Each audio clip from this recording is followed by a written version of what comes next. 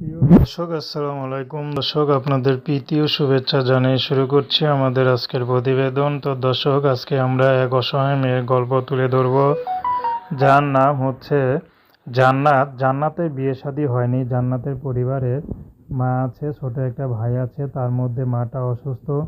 তো জান্নাত আগে গার্মেন্টসে চাকরি করতো। তো বর্তমানে জান্নাত এলাকায় একটা বোরকার দোকানে এমব্রয়ডারি হিসেবে জয়েন করেছে। তো সেখানে মোটামুটি কম বেশি যাই পায় তা দিয়ে কোনো মতে সংসারটা চলে যায়।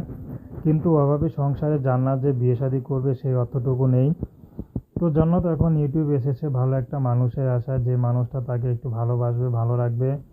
সে যেমনই হোক জান্নাত তাকে বিয়ে শাদী করতে রাজি আছে। জান্নাতের ব্যক্তিগত কোনো পছন্দ নেই। জান্নাতকে যে আপন করে নিতে পারবে, সে যেমনই হোক জান্নাত তাকে বিয়ে করবে। কারণ জান্নাতের বিয়ে শাদী হয়নি, অভাবের সংসারে জান্নাত অনেক কষ্ট করে বড় হয়েছে। তো জান্নাতের একটি কথা জিজ্ঞেস করলাম যে যদি স্বামী ইনকাম করতে দেয় বিয়ার পরে আপনি কি করবেন নাকি? তো জান্নাত বলল জান্নাতের স্বপ্ন আছে যে একটা মেশিন দিবে, একটা মেশিন থেকে 10টা মেশিন দিয়ে কর্মসংস্থানের ব্যবস্থা করবে। যদি কোনো এক সহযোগিতার উপরে কোনো ভাই পাশে দাঁড়ায়, সে যদি স্বামী হয় তাহলে আরও ভালো হয়। জান্নাত তাকে বিয়ে করতে রাজি আছে যদি সে দায়িত্ববান হয়।